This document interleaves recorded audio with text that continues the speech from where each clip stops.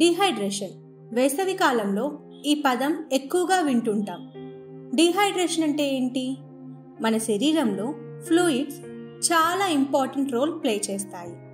శరీరంలో ఫ్లూయిడ్స్ తగ్గటం వలన వచ్చేవే హైడ్రేషన్.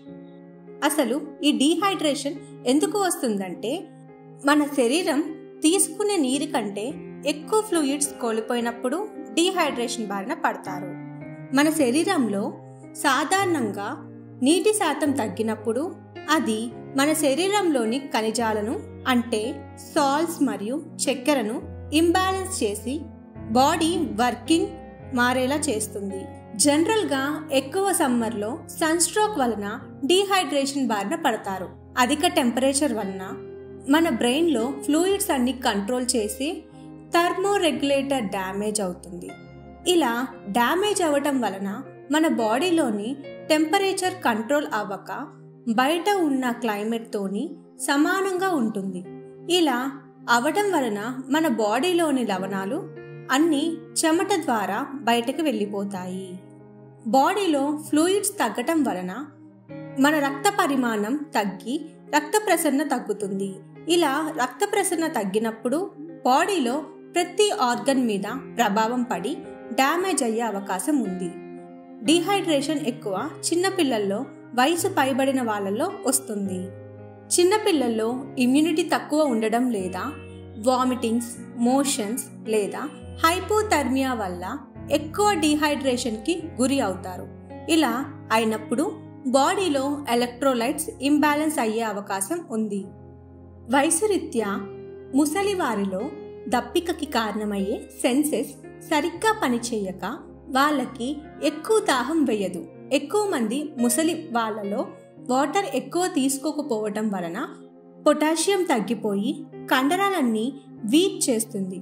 ఇలా ఎక్కువ వాటర్ స్టోర్ చేసుకునే కండరాలు తగ్గిపోవటం వల్ల ముసలి వాళ్ళు ఎక్కువగా ఈ డీహైడ్రేషన్ బారిన పడడం చూస్తుంటాం.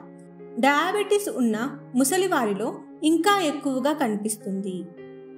డీహైడ్రేషన్ లక్షణాలు ఎలా ఉంటాయో ఇప్పుడు చూద్దాం. తలనొప్పి, అలసట, నీరసం, కొన్నిసార్లు కడుపు నొప్పి, మూత్రం మండుతూ రావటం ఇలాంటి లక్షణాలు ఉంటాయి. అయితే కొందరిలో ఇలాంటి లక్షణాలు ఏవి కనిపించవు. డీహైడ్రేషన్ రాకుండా తీసుకోవాల్సిన ఆహారం ఏంటో తెలుసుకుందాం. Water melon, Musk melon, coconut, vegetables, ఆకుకూరలు, తినకూడని ఆహార పదార్థాలు, జంక్ ఫుడ్, టీ, కాఫీ, మద్యపానం, ధూమపానం లాంటివి తగ్గించడం చాలా మంచిది. ఈ సమ్మర్లో మన బాడీ ఎక్కువ ఫ్లూయిడ్స్ని లాస్ అవుతుంది. దాని వలన చాలా సమస్యలు ఎదుర్కోవాల్సి వస్తుంది. మనం రోజు 4 నుండి 5 లీటర్ల నీళ్లు తాగడం వలన శరీరానికి చాలా మంచిది. డీహైడ్రేషన్ బారిన పడిన వాళ్ళల్లో చాలా లవణాలు బయటికి పోవడం వలన వీక్గా అవ్వటం, అలసిపోవడం లాంటివి చూస్తూ ఉంటాము. బాలు హోబల్స్ ఆయుర్వేదిక్ జ్యూస్లు, ఔషధాలు ఈ సమ్మర్లో మీ శరీరానికి కావాల్సినంత ఫ్లూయిడ్స్ని అందిస్తూ మీరు ఆరోగ్యంగా ఉండడానికి సహాయపడతాయి. ఈ డీహైడ్రేషన్ బారిన పడకుండా కాపాడే బాలు హోబల్స్ జ్యూస్లు, ఔషధాలు ఎలా వాడాలో ఇప్పుడు తెలుసుకుందాం. బాడీ డీహైడ్రేషన్కి బాలు హెర్బల్స్లో చాలా మంచి మెడిసిన్స్ ఉంటాయి. అవి ఏంటో చూద్దాం. సుగంధ పానకం అనే జ్యూస్ ఉంటుంది. సుగంధ పానకం వచ్చేసి ఏంటంటే మన బాడీలో ఎంత ఓవర్ హీట్ ఉన్నా కంట్రోల్ చేస్తుంది. అండ్ అందుకే దీన్ని సమ్మర్ ఆయుర్వేదిక్ కూల్ డ్రింక్ అని కూడా అంటారు. నార్మల్గా వచ్చేసి ఇది ఎలా యూజ్ చేయాలి అంటే డైలీ ఎన్ని టైమ్స్ అయినా తీసుకోవచ్చు. ఒకవేళ ఓవర్ ఎక్కువ హీట్ ఉంటే 3-4 టైమ్స్ అయినా తీసుకోవచ్చు, నో ప్రాబ్లం అనమాట. 100 ml కూల్ వాటర్కి ఇదొక వచ్చేసి ఒక 30 ml యాడ్ చేసుకోవాలి. లేదంటే ఇంకా లెమన్ సోడాలో కూడా యాడ్ చేసుకోవచ్చు అనమాట. And daily 2 times or 3 times ఎన్ని టైమ్స్ అయినా తీసుకోవచ్చు, నో ప్రాబ్లం. ఎంత ఓవర్ హీట్ ఉన్నా కంట్రోల్ చేస్తుంది.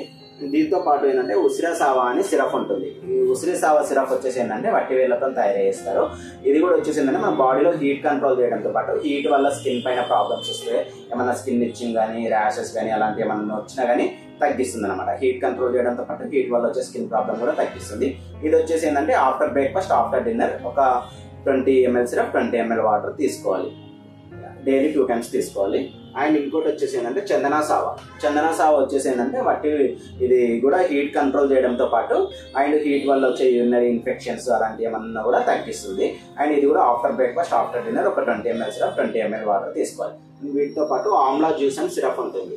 ఆమ్లా జ్యూస్ వచ్చేసి ఏంటంటే మన బాడీలో హీట్ కంట్రోల్ చేయడంతో పాటు హీట్ వల్ల వచ్చే ఇంకా హెయిర్ ఫాల్ ఉండడం కానీ అలాంటివి తగ్గిస్తుంది. అండ్ ఇంకా మనకి జనరల్ డైజెషన్ బాగుంటుంది.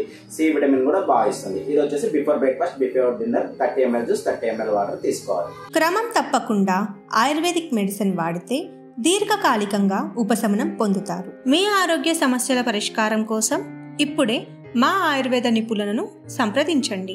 ధన్యవాదాలు.